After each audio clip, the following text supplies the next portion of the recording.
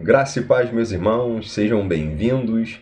Essa semana lemos de 1º Reis, capítulo 19, até 2º Reis, capítulo 19. Bem, estamos nos deparando com um período muito conturbado na história dos dois reinos. Lembrando que o reino de Israel foi dividido e temos agora o reino do norte, Israel, e reino do sul, Judá. Lembrando que Judá tem ali as duas tribos, Benjamim e Judá, e no norte as demais 10 tribos. E durante esse período estamos vendo uma decadência moral, espiritual, social, em todos os meios.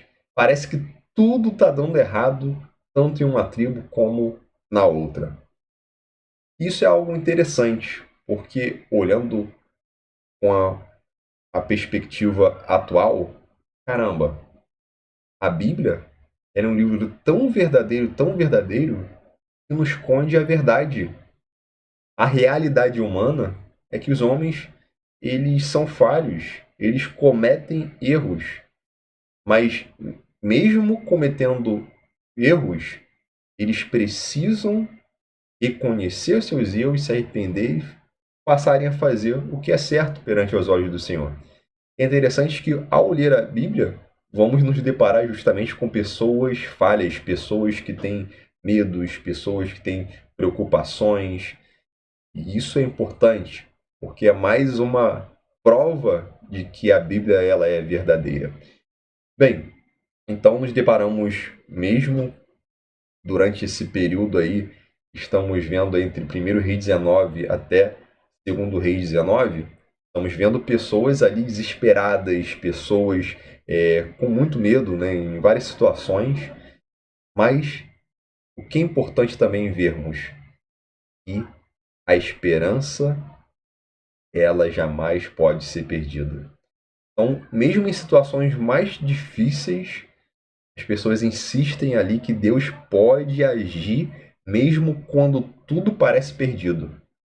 E ainda assim é no dia de hoje. Deus é o mesmo. Então, se você está passando por uma situação onde você olha em volta e fala: caramba, não tem saída, tudo está perdido. Eu te digo, não está não. Nós temos um Deus que ele é o Deus do impossível, ele tudo pode e certamente ele conseguirá resolver a sua causa. Não há nada que seja impossível para ele. Amém?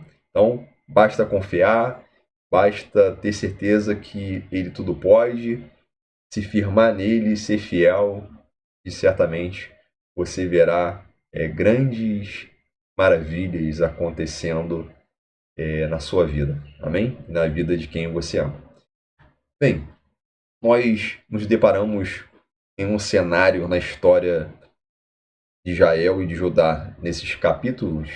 É um cenário de idolatria, corrupção, o povo está longe dos princípios de Deus. E com isso Deus resolve agir levantando pessoas improváveis. E é aí que aparecem nomes como Elias, Eliseu, e depois, mais para frente, o rei Ezequias.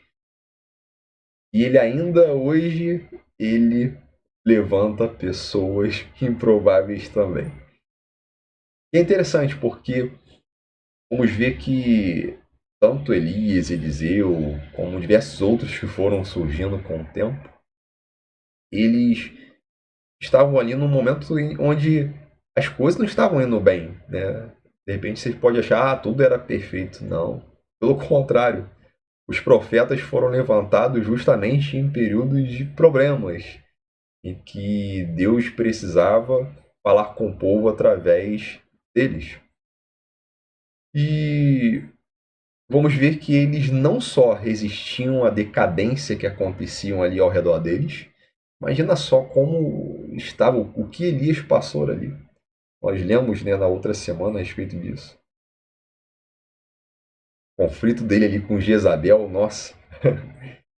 E vamos ver hoje, a respeito disso, ele chegou a ficar ali temeroso a ponto de querer que Deus levasse, se tirasse a vida dele. Então, o medo bateu na porta ali do profeta. E O importante é que venhamos entender isso. Há momentos em que o medo bate a porta, mas nós não podemos perder as esperanças. Nós precisamos resistir, confiar em Deus. Elias precisou ouvir a voz de Deus para lembrar: opa, eu creio no Senhor, eu tenho certeza que isso aqui vai ser algo momentâneo, ele tem algo maior para mim. Bem,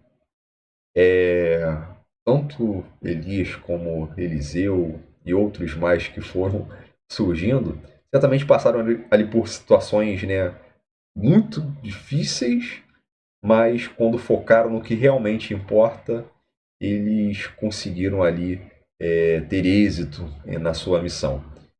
Mas muitas vezes eles se consideraram ali como se estivessem sozinhos, principalmente os profetas.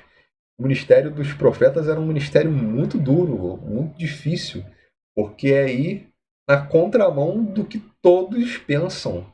Num período ali conturbado onde há uma decadência geral, onde as pessoas são imorais, onde as pessoas estão transgredindo gravemente contra o Senhor, então os profetas são levantados para falar contra o povo, para falar contra os seus governantes que precisam se arrepender, que precisam voltar de novo ao Senhor e anunciar ali, né, várias, né, punições que aconteceriam caso eles não retornassem. Então, é um ministério duro. Ser profeta não é um negócio fácil, não. Bem, meus irmãos,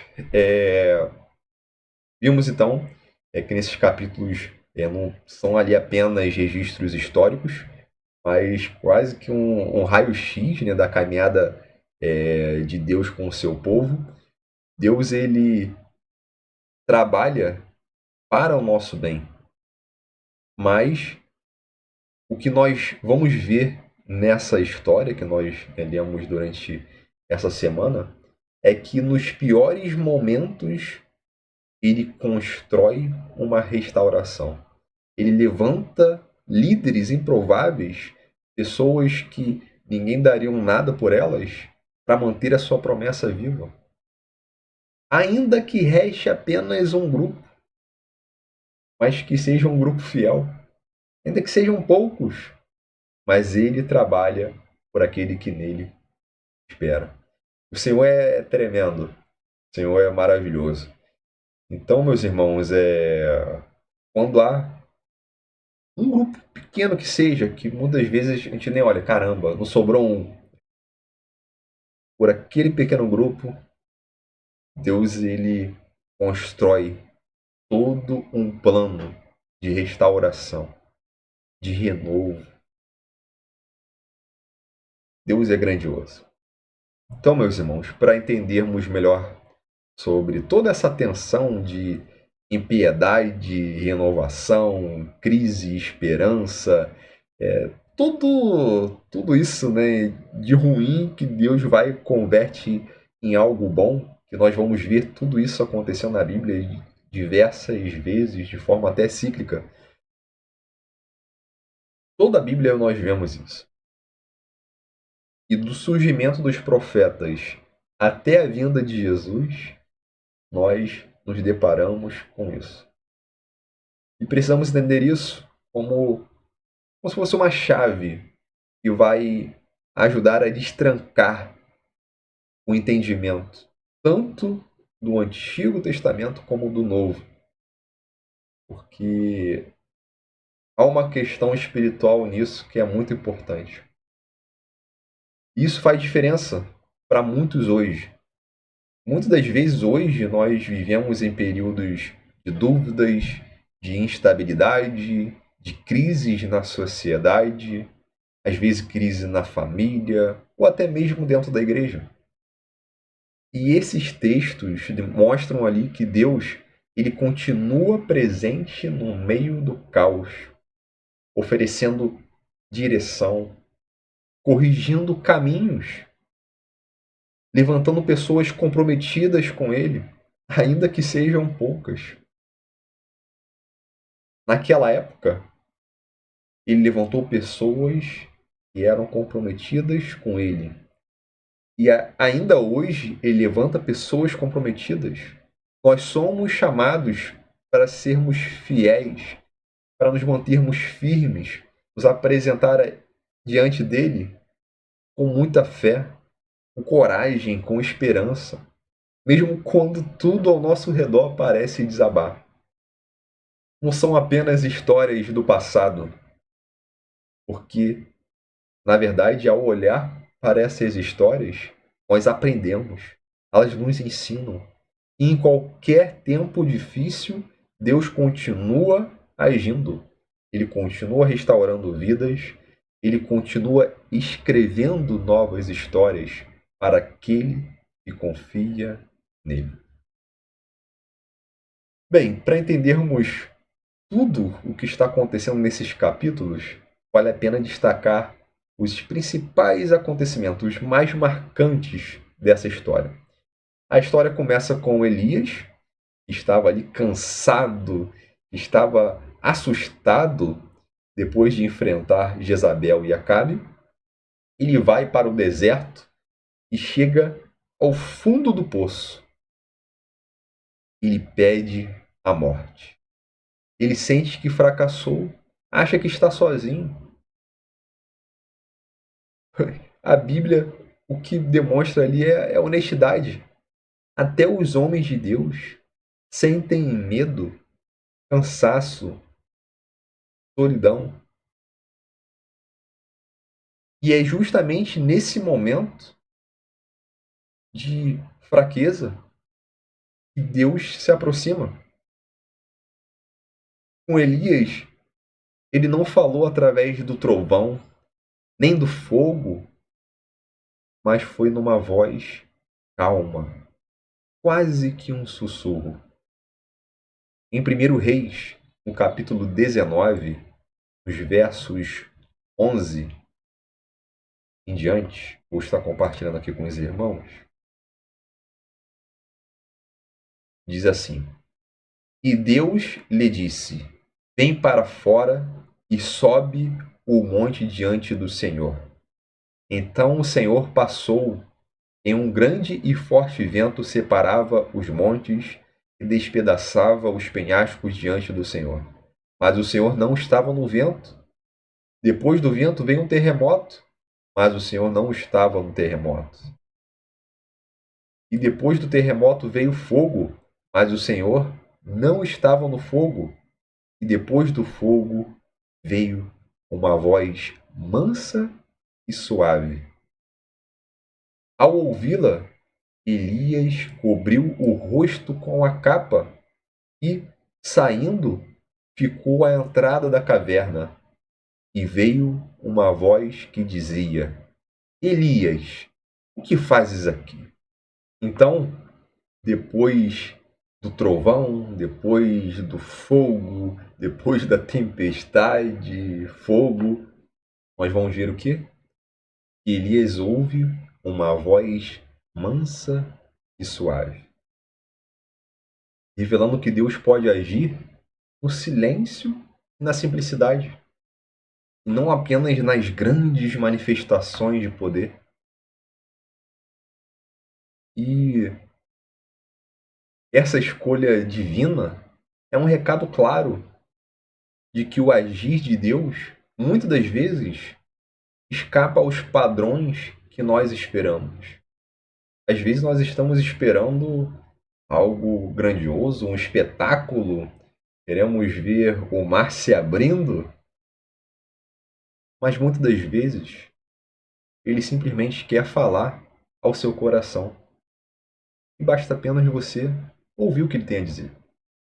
Após esse encontro, Deus orienta a Elias de fazer algo fundamental, que é preparar a próxima geração, especialmente apontando a Eliseu como profeta, como seu sucessor nessa missão profética.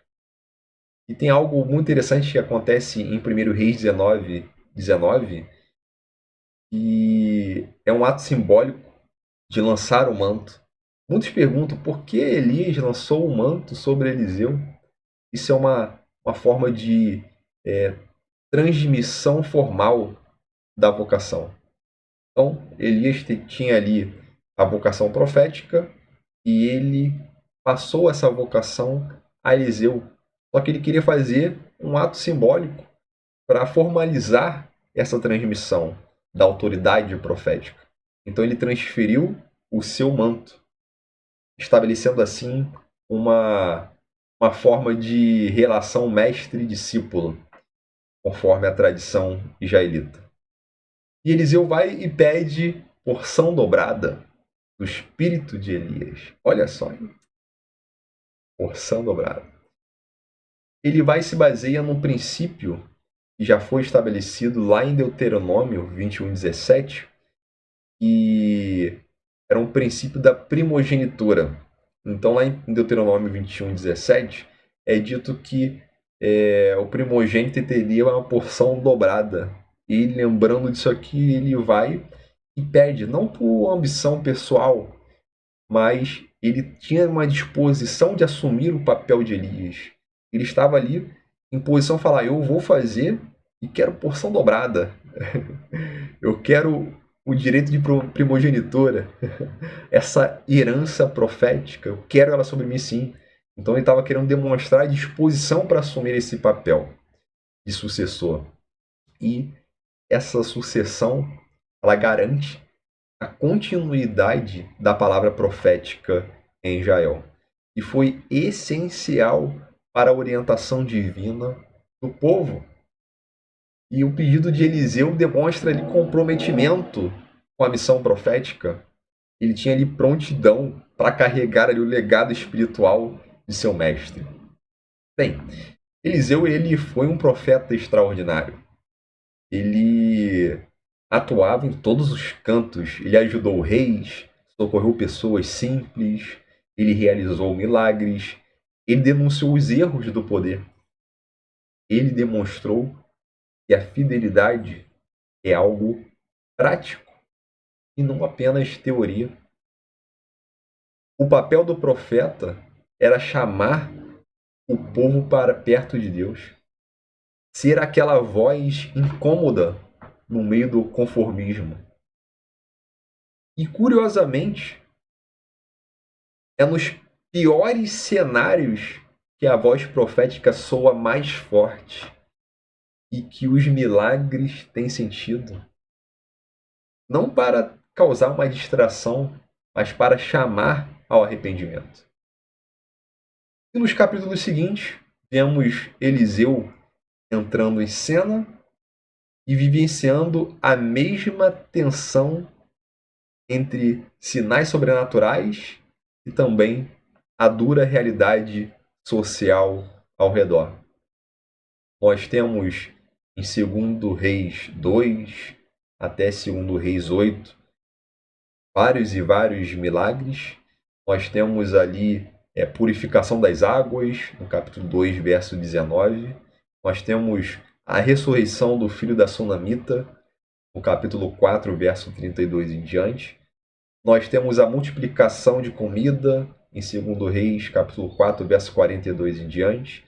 Nós temos curas marcantes, como a cura de Naamã, em 2 Reis, capítulo 5, verso 1 em diante. Entre outros. E todos esses prodígios sempre carregam um propósito maior.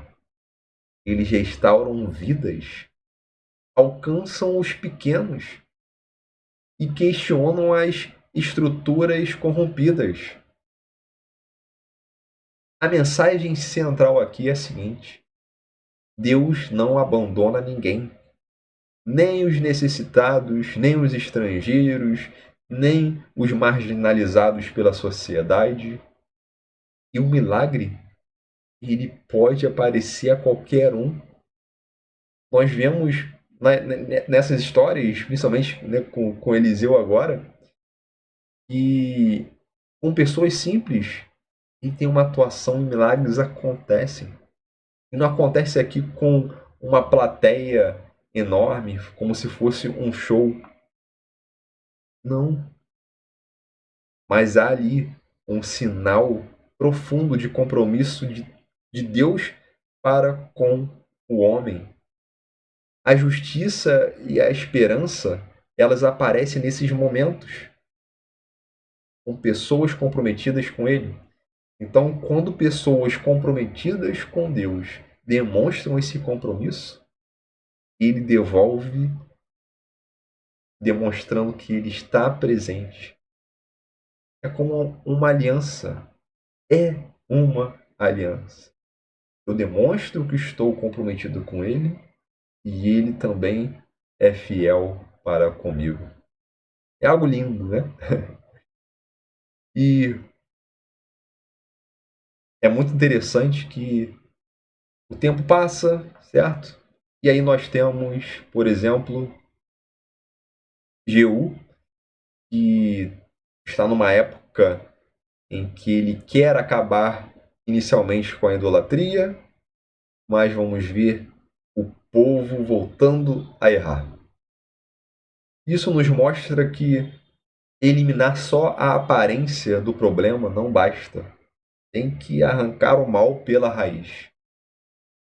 Jeú inicialmente estava sendo zeloso, mas ele não se afastou dos pecados de Jeroboão.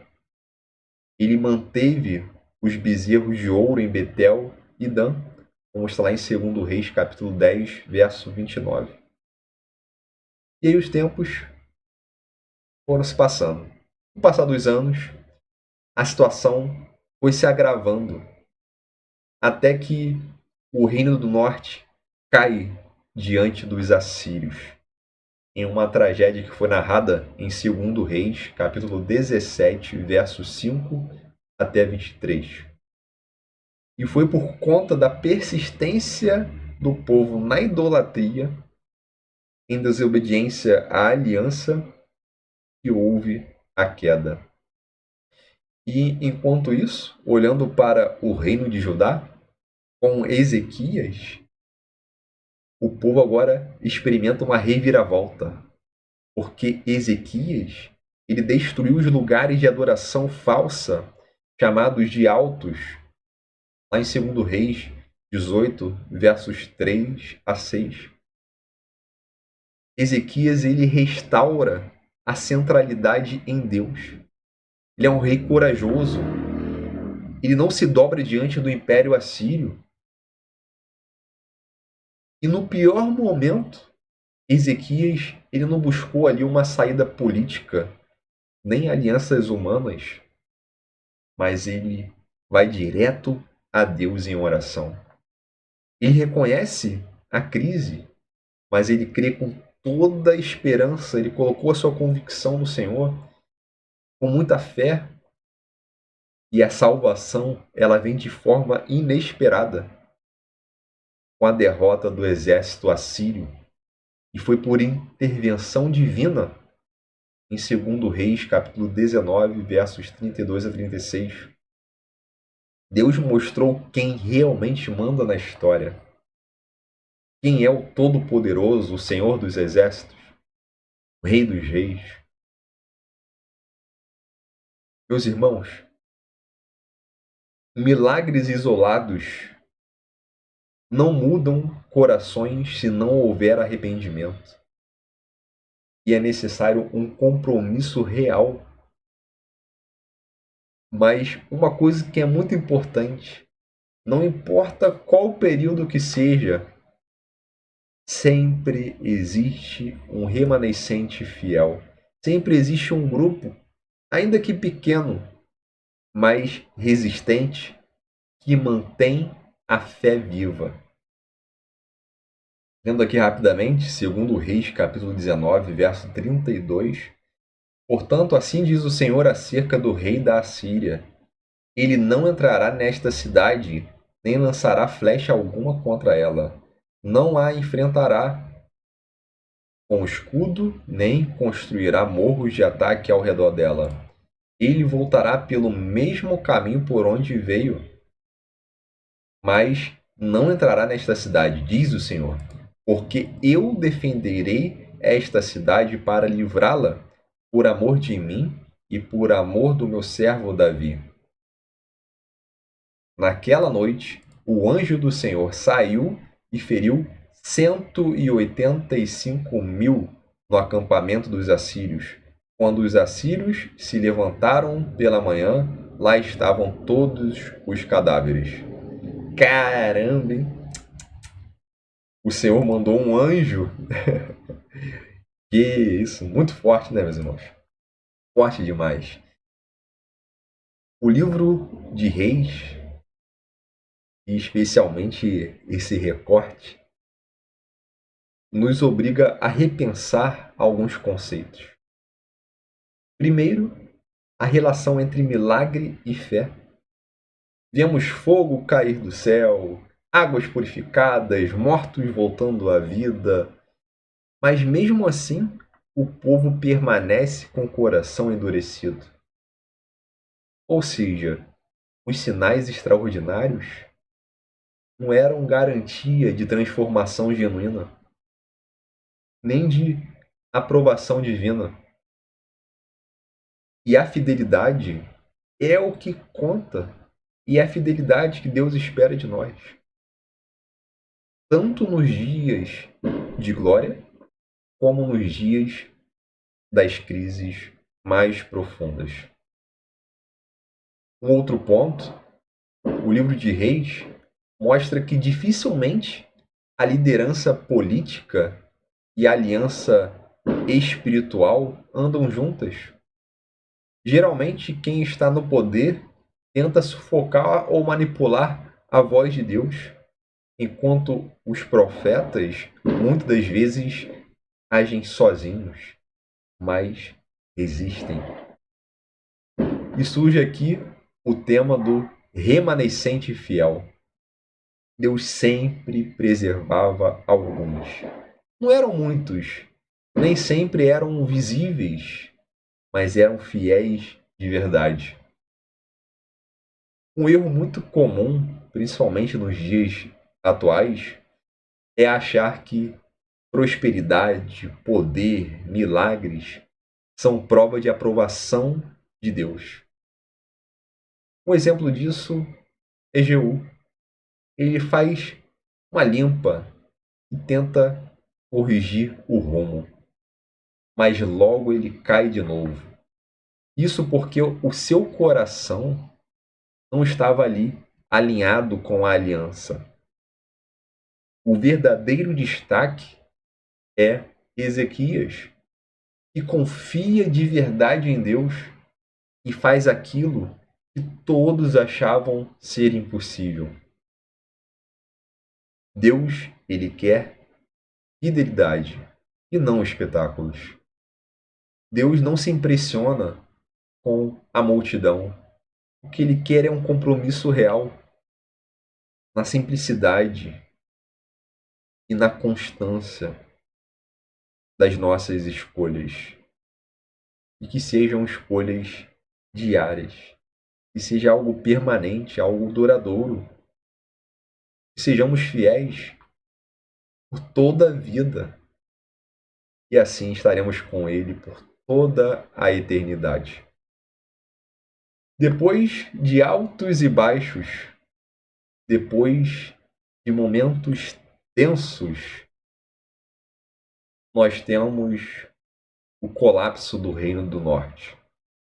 A idolatria, a injustiça, alianças ruins cobrem um preço altíssimo. E a queda de Samaria mostra que abandonar a Deus tem consequências dolorosas. E mesmo assim, nunca faltou uma minoria fiel, o remanescente, e Deus não larga aqueles poucos que são comprometidos com Ele. E esse conceito vai crescendo ao longo dos profetas e chega no Novo Testamento, quando a igreja se vê dando continuidade a essa promessa. Vimos então que Ezequias surgiu nesse cenário, nadando contra a correnteza, rompendo com a idolatria, destruindo os altares sincréticos, conduzindo o povo de Judá de volta ao Senhor e, no teste final, diante da ameaça síria, ele não busca ali fazer meras alianças humanas. Ele corre direto para o alto. Ele leva a situação para Deus em oração. E a resposta é um livramento que só poderia ter vindo de Deus. Esse comportamento de Ezequias vira referência, uma confiança radical em Deus, mesmo quando as opções humanas falham. Nós aprendemos muito com os profetas, com os reis que foram fiéis, nos evangelhos e até o dia de hoje. Toda geração tem que escolher se vai depender de soluções humanas ou a confiar de verdade no Deus vivo. Ser chamado ou ser ungido não livra ninguém. Todos passam por momentos de dificuldade, mas quando buscamos sermos fiéis ao Senhor, por meio da fidelidade, alcançamos a verdadeira bênção. E é daí que Deus vem com o livramento. Quando tudo ao nosso redor parece que está desabando, mas nós nos mantemos fiéis, Ele demonstra quem é Deus, quem é o Senhor, que não há nada impossível para Ele. No Novo Testamento, nós vemos ali João Batista com o espírito e o poder de Elias. Isso é muito forte, ligando aí as pontas da história. E novamente, um chamado para arrependimento, e não só de aparência. Mais para frente iremos ver isso melhor, né? Vamos aprofundar muito mais. Tem tantas coisas aqui muito interessantes. A igreja precisa viver nessa mesma missão de resistir ao sincretismo, não negociar a fé por motivos humanos, mesmo que olhando em volta que pareça que está sozinha, mesmo em minoria, precisamos nos manter firmes. Existe sempre aquele remanescente, e é nesse remanescente que Deus age. Meus irmãos, os dramas bíblicos são muito parecidos com a nossa realidade. Polarização, confusão, corrupção, religiões misturadas, vozes demais, uma bagunça. Mas o chamado é o mesmo. Resistir à tendência de se acomodar. Manter o compromisso real com Deus. Desafiar as injustiças. Renovar a esperança.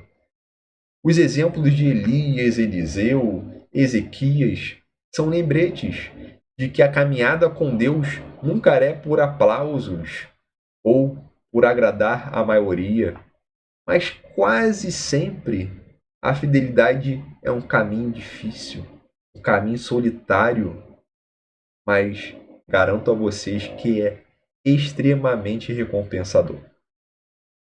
Que o nosso compromisso seja como desses homens, de responder ao chamado com coragem.